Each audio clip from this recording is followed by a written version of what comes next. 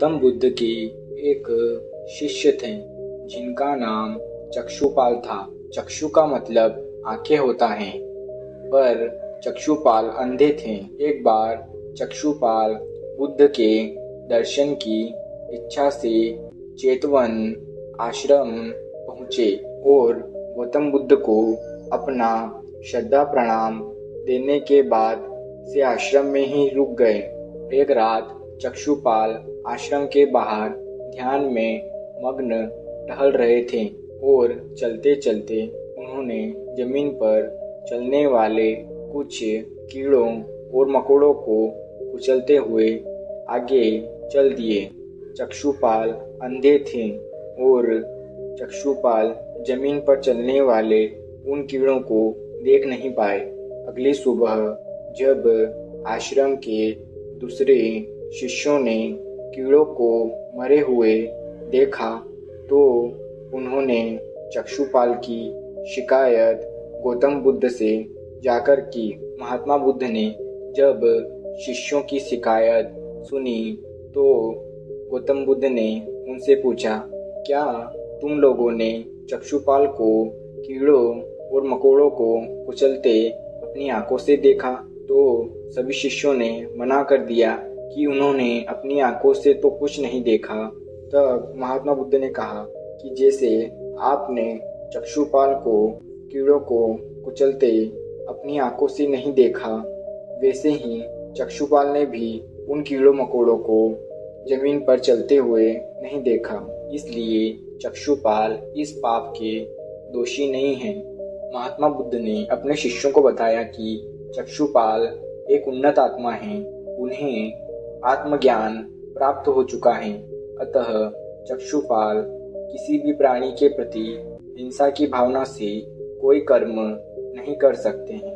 तब गौतम बुद्ध के शिष्यों ने उनसे पूछा कि अगर वह उन्नत आत्मा है तो आखिर किस पाप के कारण वह अंधे हैं? तब महात्मा बुद्ध ने उन शिष्यों को चक्षुपाल के एक पूर्व जन्म की कहानी बताई। महात्मा बुद्ध बोले कि चक्षुपाल अपने पूर्व जन्म में एक चिकित्सक के रूप में लोगों का इलाज करता था। चक्षुपाल ने तब जानबूझकर एक औरत को अंधा बना दिया था। वह औरत चक्षुपाल के पास अपनी आंखों का इलाज करवाने के लिए आई थी और उसने चक्षुपाल को वादा किया था कि अगर उसकी आंखें पूरी तरह से ठीक हो गई तो वह अपने बच्चों के साथ जीवन भर उसकी दासी बनकर रहेगी। धीरे धीरे उस औरत की आंखें पूरी तरह ठीक हो गई, मगर वह औरत डर गई कि अब उसे अपने वादे के अनुसार जीवन भर चक्षुपाल का गुलाम बनकर रहना पड़ेगा और इस डर से उसने झूठ कह दिया कि उसकी आंखें ठीक ही नहीं हो रही। चक्षुपाल समझ गया कि वह औरत अपने वादे से पीछे हट रही है और बदला लेने के लिए उसने उस औरत को एक ऐसी दवा दे दी जिससे वह जीवन भर के लिए अंधी हो गई और अपने इसी पाप के कारण चक्षुपाल को अगले कई जन्मों तक अंधा बनकर पैदा होना पड़ेगा। चक्षुपाल के पूर्व जन्म की कहानी सुनाने के बाद महात्मा बुद्ध ने अपने शिष्यों से कहा, मन ही मुख्य है। इंसान की सभी प्रवृत्तियां मन से ही पैदा होती हैं।